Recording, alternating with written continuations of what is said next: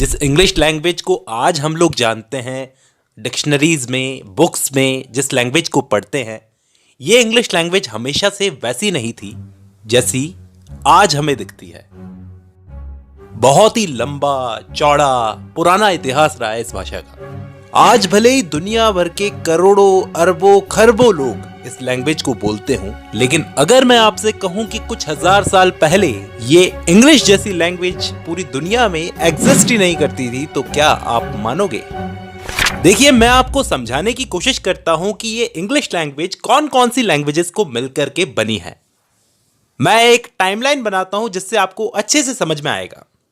सबसे पहले 55 बीसी से शुरू करते हैं। 55 बीसी में जब रोमन इन्वेजन होता है इंग्लैंड के अंदर, रोमन लोगों ने जब इंग्लैंड पर अटैक किया था, तो वो लोग अपने साथ में लैटिन लैंग्वेज लेकर आए थे। रोमन एम्पायर के बारे में आप जानते होंगे, जूलियस सीजर और भी बहुत सारे सीजर थे, उनके बारे में आप जानते होंगे। शेक्सपियर ने प्ले भी लिखा है जूलियस सीजर पर। इन लोगों ने इंग्लैंड में आक्रमण करने के बाद में इंग्लैंड में बहुत सारी बिल्डिंग्स बनाई थी। यूके में सबसे पहला आर्किटेक्चर इन्हीं लोगों की देन था। एक हेड्रियन वॉल भी बनाई थी इन लोगों ने, बहुत लंबी सी। एनीवेज, जब ये लोग यहां पर आए तो ये साथ में अपने लेकर आए लैटिन लैंग्वेज।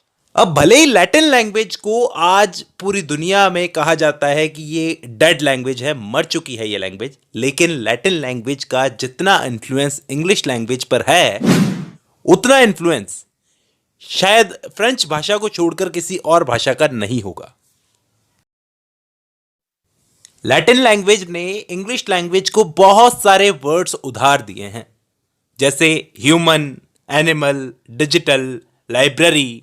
ये सारे वर्ड्स जो निकल कर आए हैं लैटिन में से निकल कर आए हैं, और भी बहुत सारे सैकड़ों हजारों वर्ड्स हैं जो इंग्लिश लैंग्वेज ने लैटिन लैंग्वेज से उधार लिए हैं। इसके बाद इंग्लिश लैंग्वेज में जुड़ी जर्मनिक लैंग्वेज। जब एंगल्स, सैक्सन्स और केल्ट इंग्लैंड में आते हैं, वो लोग 450 एडी के आसपास अपने साथ में ये जो लैंग्वेजेस अपने साथ में लेकर आए, उनको एंग्लो सैक्सन लैंग्वेज कहा जाता है, क्योंकि ये सारी लैंग्वेजेस आपस में मिक्स थी। इसलिए इस लैंग्वेज को आज हम ओल्ड इंग्लिश के नाम से जानते हैं दोस्तों। जैसे एक खिचड़ी बन जाती है ना, सारी लैंग्वेजेस आकर एक लैंग्वेज में मिक्स हो रही है। अब इसके बाद में 6th सेंचुरी के आसपास इंग्लैंड के अंदर क्रिश्चियनिटी को इंट्रोड्यूस किया जाता है, और क्रिश्चियनिटी ने 3 लैंग्वेजेस को बहुत बढ़ावा दिया दोस्तों, लैटिन, ग्रीक और हिब्रू। ये 3 लैंग्वेजेस को, क्योंकि क्रिश्चियनिटी तो बाइबल को ही ज्यादा मायने देगी ना, तो बाइबल कौन सी लैंग्वेजेस में लिखी हुई थी? पुरानी लैंग्वेजेस में, जैसे लैटिन में, हिब्रू में। तो इन लैंग्वेजेस को बढ़ावा मिला फिर से जब क्रिश्चियनिटी इंट्रोड्यूस हुई।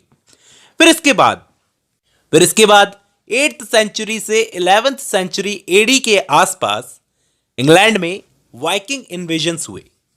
वाइकिंग्स ये भी ट्राइब्स थी जिन्होंने आक्रमण किया था इंग्लैंड पर, और वो लोग अपने साथ में कौन कौन सी लैंग्वेजेस लेकर आए? Scandinavian languages. ध्यान रखना, स्कैंडिनेवियन लैंग्वेजेस। फिर दोस्तों एक और मोड़ आता है, सबसे बड़ा मोड़, 1066 एडी में, 1066 में, जब नॉर्मन कॉन्क्वेस्ट हुई। नॉर्मन लोगों ने इंग्लैंड पर अटैक किया। ये वो मोमेंट था जब ये लोग अपने साथ में फ्रेंच लैंग्वेज को लेकर आए, फ्रेंच लैंग्वेज को इंट्रोड्यूस किया। अब इंग्लिश लैंग्वेज में कौन कौन सी लैंग्वेजेस शामिल हो गई?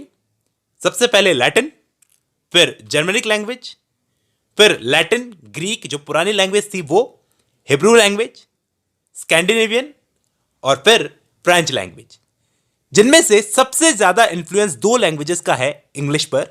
पहली लैटिन और दूसरी फ्रेंच। फिर उसके बाद में जर्मनिक लैंग्वेज का सबसे ज्यादा है, फिर ग्रीक लैंग्वेज और दूसरी लैंग्वेजेस। आज तो अफ्रीका